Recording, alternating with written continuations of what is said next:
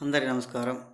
రాష్ట్ర ప్రజలకి, శ్రేయోభిలాషులకి, ప్రతి ఒక్కళ్ళకి వరుడు కళ్యాణి వైఎస్ఆర్సీ పార్టీ కార్యకర్త. మరి ఆమె ఏం చెప్పారో ఒక్కసారి ఆలోచించండి. ఎప్పుడు ఇలానే చెప్తారా? ఇప్పటి వరకే చెప్తారా?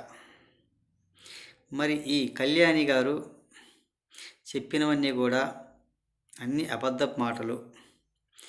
ఒకప్పుడు వాళ్ళు వైఎస్ఆర్సీ పార్టీ అధికారంలో ఉన్నప్పుడు ఈ వైఎస్ జగన్మోహన్ రెడ్డి గారి అండ చూసుకొని చేసిన వాళ్ళేను. ఇప్పుడు ఎవరు చేస్తున్నారు ఒక్కసారి ఆలోచించి చెప్పండి. రాష్ట్రం మొత్తం కూడా ప్రశాంతంగా ఉంటేను. ఈ రాష్ట్రం ప్రశాంతంగా ఉండకూడదన్న ఆవేదనతో, బాధతో, అభివృద్ధి కాకూడదని విశాఖ డేటా సెంటర్ వచ్చినందువలన ప్రశాంతంగా ఉండి ఏదో ఒకటి గొడవ సృష్టించాలి, కంపెనీలు రాకుండా చేయాలి, ఇలా ఏదో ఒకటి ఆరోపణ చేస్తుంటే, అల్లర్లు సృష్టిస్తుంటే జనాలు పోకుండా ఉంటారు, జనాలు తిరగబడతారు ఈ కూటమి ప్రభుత్వానికి అని ఇలా పనికిమాలిన మాటలు మాట్లాడుకుంటూ, పనికిమాలిన ప్రెస్ మీట్లు పెట్టుకుంటూ ఉంటారు.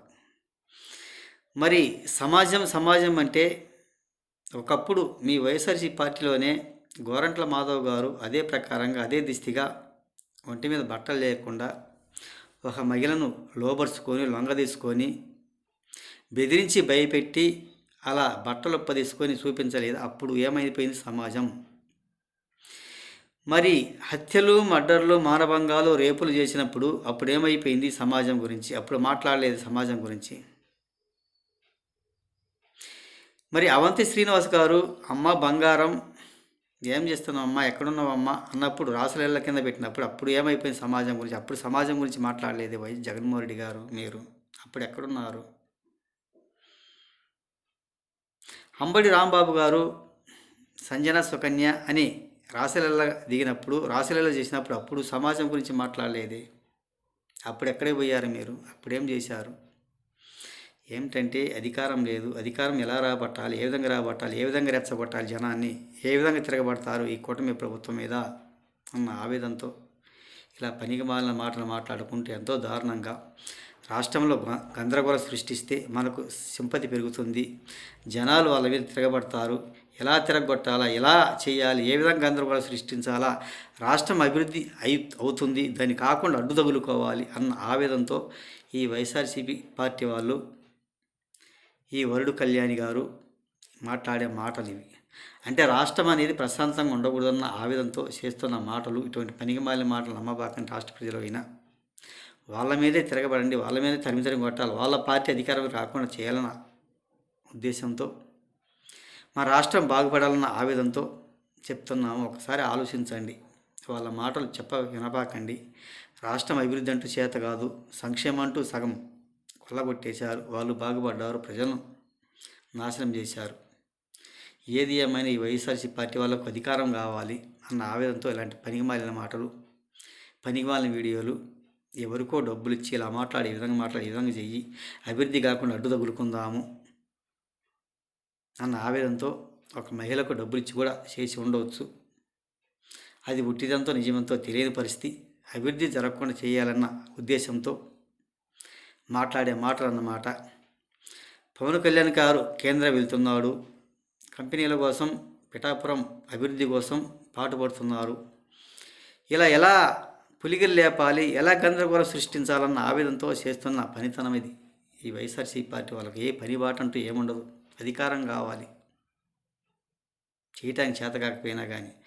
గత 5 సంవత్సరాల పరిపాలన ఎలా చేశారు, ఏ విధంగా చేశారన్నది ప్రతి ఒక్కళ్ళకు కూడా తెలిసిపోయింది. ఒక రాసులీలైనా, ఒక మానభంగాలైనా, ఒక రేపులైనా ఒక్కసారి ఆలోచించండి. వాళ్ళకై వాళ్ళు బెదిరించి లోబర్సి లొంగదీసి ఆ మహిళను ఈ విధంగా మాట్లాడి ఈ విధంగా వీడియో పెట్టు అన్న ఉద్దేశంతో కూడా వీడియో విడుదల చేసి ఉండొచ్చు. వీళ్ళను వైఎస్ఆర్సీ పార్టీ వాళ్ళంతా బూటక మాటలు నమ్మబాకండి, టక్కరి మాటలు నమ్మబాకండి. పైసలకు ఎంతకైనా లొంగుతారంటే ఇటువంటి మహిళలు కొంతమంది అభివృద్ధి కాకూడదు అన్న ఉద్దేశంతో మాట్లాడించిన మాటలు అనుకుంటారు. ఒక్కసారి ఆలోచించవలసిందిగా. ఎవరు నమ్మవలసిన అవసరం లేదు. మనకు అభివృద్ధి కావాలి. ఇటు గందరగోళాలు సృష్టిస్తే ఉపయోగం ఏమిటి, మన రాష్ట్రం బాగుండాలి కదా అన్నట్టుగా చెప్పుకోవాలి. ఎక్కడైనా కానీ మరమ్మతులు పూరుస్తున్నారు, రోడ్లు బాగా తయారవుతారు. జగన్మోహన్ రెడ్డి వచ్చేసరికి అన్ని రోడ్లను బాగుంటాయన్న ఉద్దేశంతో ఇలాంటి రెచ్చగొట్టే వ్యాఖ్యలు చేస్తున్నారు వాళ్ళు. ఒక్కసారి ఆలోచించుకోండి.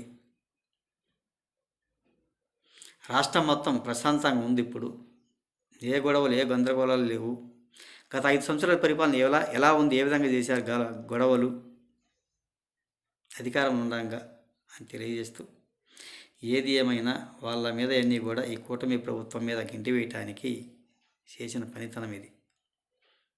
అది రాసలీల వైఎస్ఆర్సీ పార్టీ, అది రాసలీల మీద పోయింది. అది జగన్మోహన్ రెడ్డి గారి అండ చూసుకొని చేసిన పనులు అవన్నీ తిప్పి ఈ ప్రభుత్వం మీదకి గెంటాలని, అభివృద్ధి కాకుండా ఉండాలని, గందరగోళం సృష్టించాలని, ఏం బాగుపడకూడదన్న ఉద్దేశంతో మాట్లాడుతున్న మాటల వాళ్ళు వైఎస్ఆర్సీ పార్టీ వాళ్ళు అని తెలియజేస్తూ, ప్రతి ఒక్కళ్ళకి హృదయపూర్వక ధన్యవాదాలు.